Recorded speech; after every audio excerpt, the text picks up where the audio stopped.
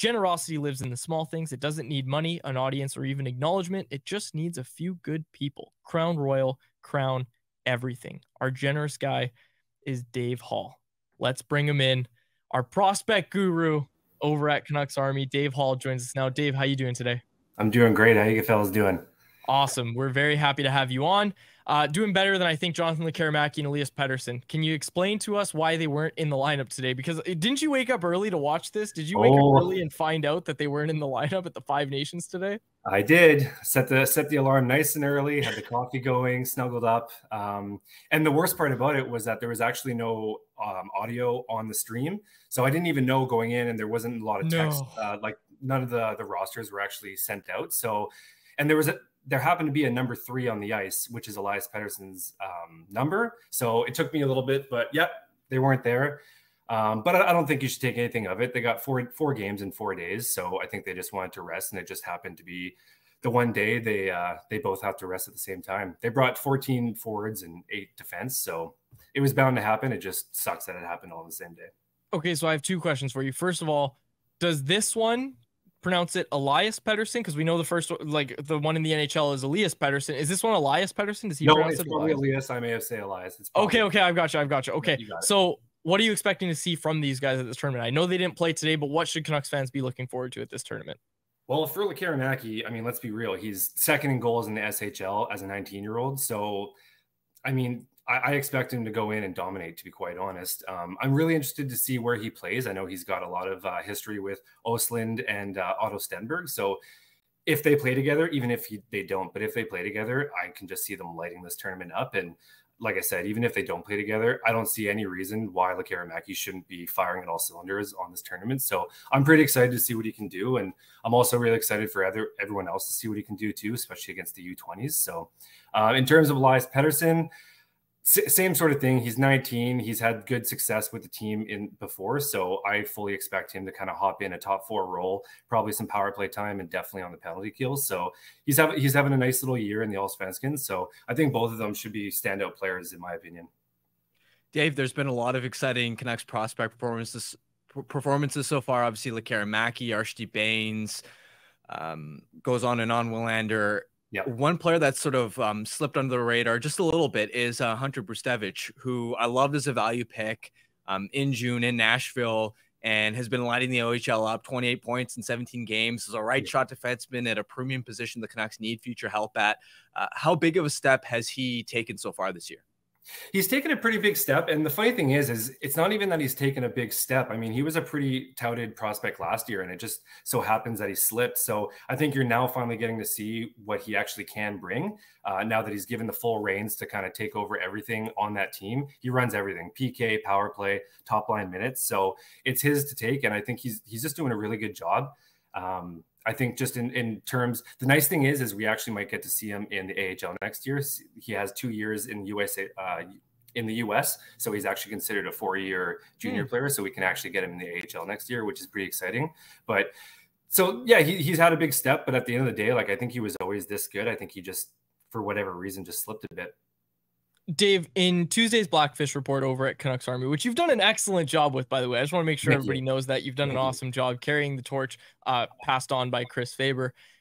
You wrote about Aatu Räty and his elevated role in Abbotsford. We've had a couple of his Abbotsford teammates on in the past couple of weeks, and they've talked about his role at the time, and now that's being elevated. Can you elaborate on what's led to that and how he's looked in that role and like what the role really is? Totally. So the first thing, I see a lot of comments about this, especially after the Blackfish and all that stuff, is a lot of people are nervous and worried that he was moved to the wing.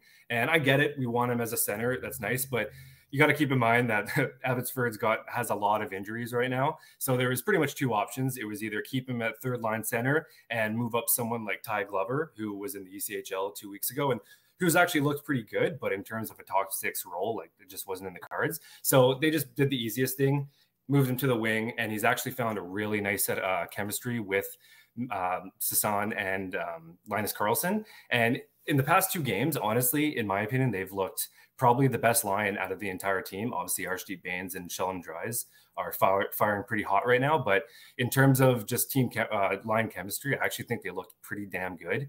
And he's just doing the little things that we didn't see a few weeks ago. He's getting a lot more confident with the puck. He's making really quick one-touch passes and just doing things that I just don't think we would have saw from 2 weeks ago. He still has a long way to go in terms of the skating and just overall size and whatnot. But I just, even if it's not, even if it's not NHL level, it's really nice to see him gaining the reps and building the confidence. So he's playing second power play line right now, second line with Sasson and Carlson. And I just think overall, it's just really good to see him gaining the reps right now.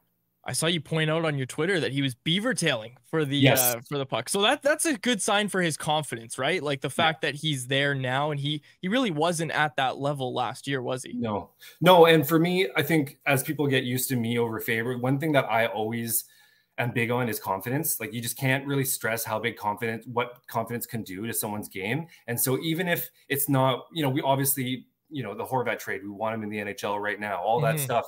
But for me, as long as he's developing and taking those reps, gaining the confidence, that's huge for me. So I'm really excited for it. I do assume that once everyone's healthy and, Podkolzin eventually comes back and Nielsen and Klimovich come back, I do think that he probably drops back to the third line. But I'm really hoping that we continue to see him on the power play at the very least, because it's been really nice to see, to be honest. He looks like a completely different player from 2 weeks ago. The Canucks' most important prospect, I think we can all agree, is Tom Willander when you consider the positional premium as a right shot defenseman. How has he looked? Because I think going into his freshman NCAA season, we know Lane Hutson is kind of the guy there. He was already coming off a monster year over at BU, and I don't think we expected him to necessarily Willander to go in and dominate points wise. And so I'm curious to see what kind of, what you've made of the role he's had so far and how he's played so far. Yeah, so that's exactly it. Like everyone knows Lane Hutson, he's the guy. He's power play one. And not only that, if he's not already scoring a goal on the power play, he's out there for a minute and a half. So really Willander, except for the games that Lane Hutson missed, he's not really getting any time. So you have to take that in consideration. I am a little surprised that he starts every game with Aiden Celebrini on the third pairing, but there in most times in the game, you'll see Willander jump up in the third period and whatnot. So it's not too big of a deal, but what stands out big time on Willander is just his skating. I'll never forget the very first time I got my first live view on Quinn Hughes. It was at the World Juniors in Victoria. He was against Kazakhstan. And I was with a couple of people that weren't, they didn't know too much about the Canucks and definitely didn't really know Quinn Hughes just by looking at him. And he hopped on the ice and everyone, including myself, was just in awe with his skating. And it's just something that stood out from the get-go. And I haven't been able to personally get live views on him, but I just feel like Willander carries that same wow factor with his skating. It's just so noticeable right off the bat. His edge work, his fluidness, it's just so nice to see. And as I mentioned, I dropped a prospect film room that I started last week. And as you'll see in that one, the amount of clips of him beating offenders and carrying them to the side is just phenomenal. There's whether it's a stick or he's using the body, he's able to just push them to the side. And that was from just that one game, but that's been a constant game by game thing, is that him being ruthless with not letting people go into the middle. So I think, offense is great and all that stuff, but his skating is just so elite that it just helps him in the offensive and the defensive side. And going forward, it's so funny. Everyone always has these aspirations of Quinn Hughes and Tom Willander skating next to each other. But to be honest, guys, if Hronek's still in the picture, I love a top four defensive pairing with Quinn Hughes on one line and Tom Willander on the other one. I just think it's just so valuable to have that kind of skating on two different lines. So, hey, Dave, I just want to say, big fan of your work and congratulations on everything you've done at Canucks Army so far. Yeah, if you're not following Dave already, folks, make sure you do. Just wondering if you can kind of take us through the process of when you're watching a game, keeping track up to date with all the prospects. Like, are you on Elite Prospects page? Do you have your kind of own spreadsheet that you're monitoring? You got to watch this game, that game, the other game. What are you looking for when you're, trying to find a clip? Is it a, nice breakout, nice goal, nice highlight? Just kind of walk us through that whole process. It's a grind for sure. The worst part about it is that Friday and Saturday at 4 o'clock is just, it's a gong show. Yeah. So you kind of have to pick and choose. Faber and I were actually texting a few weeks ago, and I sent him a funny text message with my screen, and I had 6 different games up at the same time. Yeah, it's a little bit of a grind, and I just happen to love it. So it kind of just, it's fitting that I just happen to land this role. I'm super excited about it. But yeah, so that's it. In terms of the stats, it's all the above. I have elite prospects going. I've got the SHL website going. I've got the NCAA.